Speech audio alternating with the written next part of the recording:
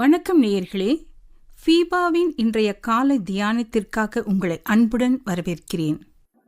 FIBA நேயர்களுக்கு அன்பின் வாழ்த்துக்கள். போன முறை நாம் 1 தீமோத்தேயு 1வது அதிகாரத்தை முழுவதுமாக கற்றுக்கொண்டோம்.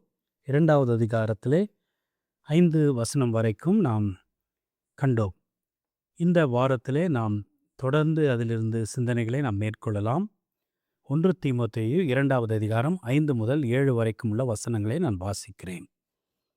தேவன் ஒருவரே, தேவனுக்கும் மனுஷருக்கும் மத்தியஸ்தரும் ஒருவரே. எல்லாரையும் மீட்கும் பொருளாக தம்மை ஒப்பு கொடுத்த மனுஷனாகிய கிறிஸ்து இயேசு அவரே. இதற்குரிய சாட்சி ஏற்ற காலங்களில் விளங்கி வருகிறது.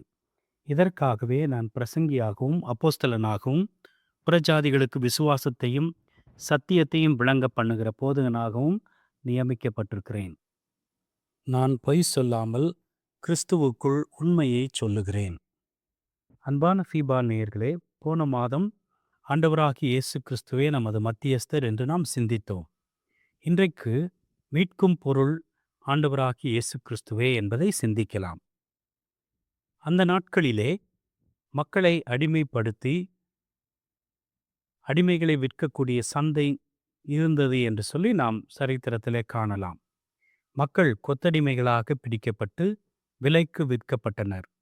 விலை கொடுத்து வாங்குகிறவர்கள் அவர்களுக்கு எந்த சம்பளமும் கொடுக்க வேண்டிய அவசியமில்லை. ஒருவேளை தேவையான சில உணவை மட்டும் கொடுத்துவிட்டு அவர்களிடத்திலே வேண்டும் என்கிற அளவுக்கு வேலையை வாங்கி கொள்ளலாம். வேலை செய்ய மறுத்தால் அவர்களை தண்டிக்கக்கூடிய உரிமை கூட அந்த உரிமையாளருக்கு கொடுக்கப்பட்டிருந்தது. இந்த மக்கள் விடுதலை செய்யப்பட மாட்டார்கள். அவர்களை தங்களுடைய இறுதி காலம் வரைக்கும் பயன்படுத்தி கொள்வார்கள். தங்களுக்கு பிறகு தங்களுடைய சந்ததியினர் அவர்களை பயன்படுத்தி கொள்ளத்தக்கதாக குடும்பமாய் அவர்களை அடிமைகளாக வைத்து கொள்வார்கள். நல்மனம் படைத்த ஒரு மனிதன் இந்த அடிமையை விடுவிக்க வேண்டும் என்று எண்ணினால் அவனுக்கென்று ஒரு தொகையை, நியமிக்கப்பட்டிருக்கிற தொகையை கொடுத்து விலை கிரயம் கொடுத்து வாங்கி அவனை நீ உன்னுடைய வீட்டுக்கு போ என்று சொல்லி விடுதலை செய்ய முடியும். அது அவன் கொடுக்கக்கூடிய தொகைக்கு பெயர் மீட்பு தொகை. மனுக்குலம் பாவத்துக்கு அடிமைகளாக இருந்தனர்.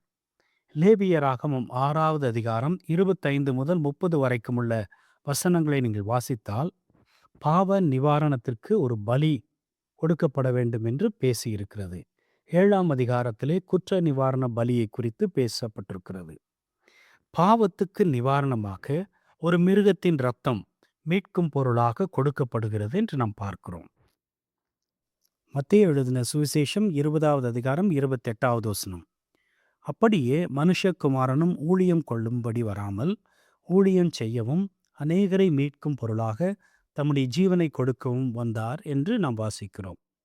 அநேகரை மீட்டு கொள்ளும்படிக்காக மீட்கும் பொருளாக தம்மையே ஒப்பு கொடுத்தாராம்.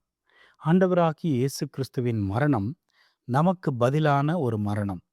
நாம் மரிக்க வேண்டிய இடத்திலே நம்முடைய பாவத்துக்கு பிராயச்சித்தமாக ஆண்டவராகிய இயேசு கிறிஸ்து மரித்தார். நம்முடைய பாவம் என்றால் ஒரு சிலரின் பாவங்கள் அல்ல. இந்த உலகத்திலே பிறந்து வாழ்ந்து கொண்டிருக்கிற, ஏற்கனவே பிறந்து மரித்து போன, இனிமேல் பிறக்கப் போகிற அனைத்து மக்களுடைய பாவங்களுக்காக எல்லாவற்றையும் அவர் சுமந்து தீர்த்து பாவத்திற்கு பரிகாரியாக பாவமற்ற அவருடைய இரத்தத்தை சிந்தி மீட்டு கொண்டார் என்று நாம் பார்க்கிறோம்.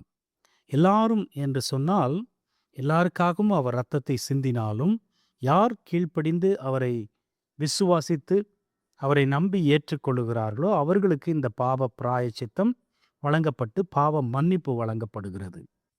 இப்பேற்பட்ட நற்செய்தியை அறிவிக்கக்கூடிய ஊழியனாக, அதாவது பிரசங்கியாக, அப்போஸ்தலனாக, புறஜாதிகளுக்கு போதகனாக தன்னை தேவன் ஏற்படுத்தினார் என்று பவுல் குறிப்பிடுகிறார்.